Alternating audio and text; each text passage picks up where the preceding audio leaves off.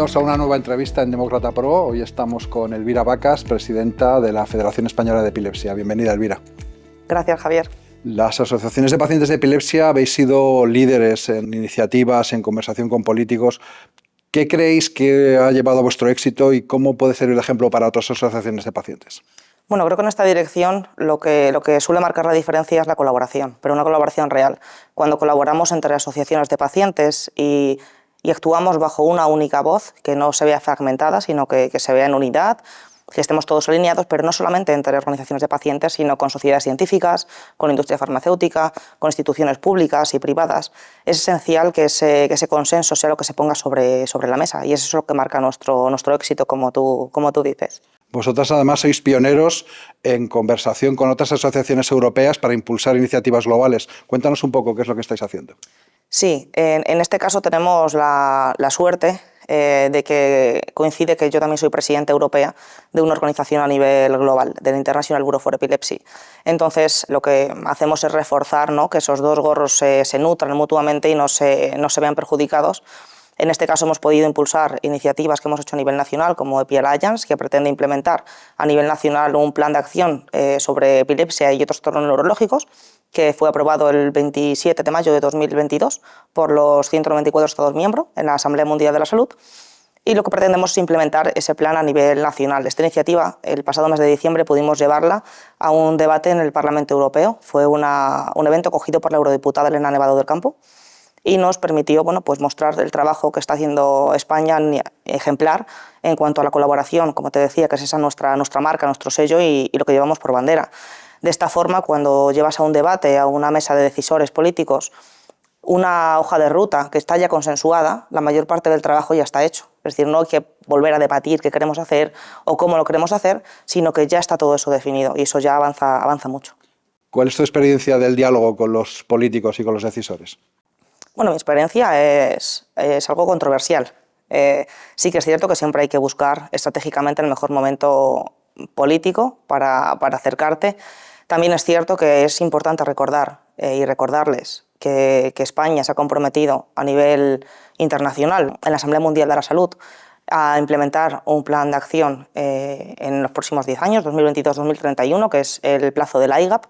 También se comprometieron el pasado mayo, cuando se aprobó en la Asamblea Mundial de la Salud la resolución sobre enfermedades raras. Sí que es cierto que España ha avanzado en asimetría quizás con algunos otros países a nivel internacional en otras áreas de la neurología, pero la epilepsia sigue siendo la gran olvidada. Sí que contamos en España ha evolucionado mucho ictus, ¿no?, y otras patologías, Alzheimer, etcétera, pero en epilepsia no. El estigma que la acompaña todavía solemos decir que es un estigma estructural que está afincado en todos los actores del ecosistema, tanto en el propio paciente y familiar como en sociedades científicas, en el profesional clínico, pero también en los decisores políticos, en las instituciones, las administraciones, etcétera. ¿Qué otros aspectos crees que deberían reforzarse en España en el ámbito del diagnóstico, del acceso a los tratamientos? ¿Qué es lo que está haciendo bien y sobre todo qué es lo que hay que mejorar? Creo que el sistema sigue dando respuestas fragmentadas a la situación que plantean, sobre todo los pacientes que tienen encefalopatías epilépticas y del desarrollo. Hay más de 130 encefalopatías epilépticas y del desarrollo, y todas son catalogadas como raras, huérfanas o poco frecuentes, y la respuesta sigue siendo fragmentada. Tiene que haber más comunicación y el sistema tiene que estar preparado de forma que coordine mucho más la parte de educación psicosocial y médica, y la parte médica, por supuesto. Pero todo eso tiene que ir en tándem, todo en consonancia. ¿Cómo está la investigación en este campo? ¿Hay que impulsar, hay que desarrollar más iniciativas para apoyar la investigación en enfermedades raras, ultrarraras y huérfanas? Totalmente, eso siempre, ¿no? Sí que es cierto que en epilepsia estos últimos años han llegado nuevas opciones terapéuticas, pero no son suficientes, porque estos fármacos, rescatan a pacientes de la refractariedad, de la epilepsia refractaria, y controlan algunos, pero siguen quedando otros muchos sin ello. Entonces es esencial. Y también la investigación de las propias encefalopatías epilépticas y del desarrollo, no de forma individual, sino como colectivo. Es importante que vayamos hacia ese lugar y que también en los próximos años va evolucionando, ¿no?, la forma en la que se diseñan los ensayos clínicos, y que vayamos un poco más a esa dirección de verlo como colectivo y no como patologías aisladas que solamente afectan a unos poquitos, ¿no? Creo que así se podrían beneficiar muchísimos más pacientes de la investigación. Se habla mucho de que el paciente está en el centro, ¿es realidad o hay todavía mucho que hacer para que de verdad el paciente esté en el centro? Bueno, yo creo, desde mi perspectiva, no pedimos estar en el centro, sino en la misma mesa y que nos llamen para la comida completa, no en el postre. Y habitualmente cuando se dice que el paciente está en el centro, se les llama precisamente para el postre. Creo que es esencial recordar eso y tomarle como un actor legitimado más, que a día de hoy está profesionalizado para participar en cualquier debate, cualquiera que sea la dinámica de ese debate, científico, técnico, político, etc.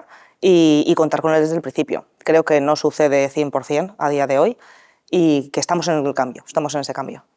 Tú eres madre de paciente, ¿cuál sería el primer consejo que le darías a un padre o una madre a la que le acaban de diagnosticar a su hijo o su hija de epilepsia? Yo les diría que no piensen en mañana, que piensen en hoy, porque al final tendemos mucho, sobre todo en el momento del diagnóstico, a compararnos, a buscar otros niños que tengan ese mismo diagnóstico, cómo han evolucionado, cómo les ha ido. Y es importante decir que no hay dos que evolucionen de la misma manera, que hay que preocuparse de cómo esté tu hijo el día de hoy, si hoy está feliz, si hoy está bien, si está controlado, y si no, pues actuar en consecuencia buscando pues, opciones terapéuticas, segundas opiniones, participando en el impulso de la investigación, etcétera, pero nadie tiene una bola de cristal. Nadie tiene una bola de cristal para poder vaticinar si va a evolucionar así o de otra manera. Y eso es lo que nos crea muchísima angustia y muchísima ansiedad a las familias. Es importante recordar eso, vivir el hoy.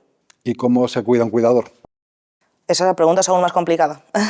Creo que es importante también que dentro del sistema hubiese alguna forma de que se contemplase esto, porque al final el cuidador no profesional lo que está haciendo es quitar una carga al sistema, al Estado, de cuidados de una persona totalmente dependiente. Y esa persona dependiente seguramente va a ser dependiente toda su vida. Si cuantificamos esto y lo llevamos a euros, es una cantidad muy, muy elevada.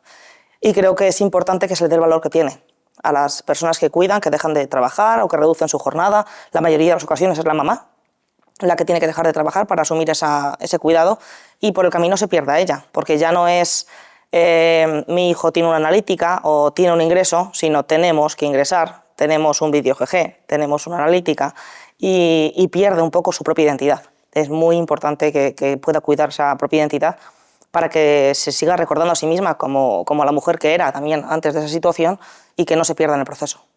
¿Alguna reivindicación más antes de acabar?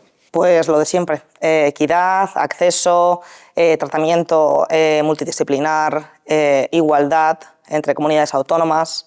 También dentro de una misma comunidad autónoma hay muchas inequidades y apoyo. Pues muchísimas gracias, Elvira, con ese mensaje acabamos. A ti, Javier, por invitarnos. Y muchísimas gracias por vernos. Nos vemos muy pronto en otra entrevista en Demócrata Pro.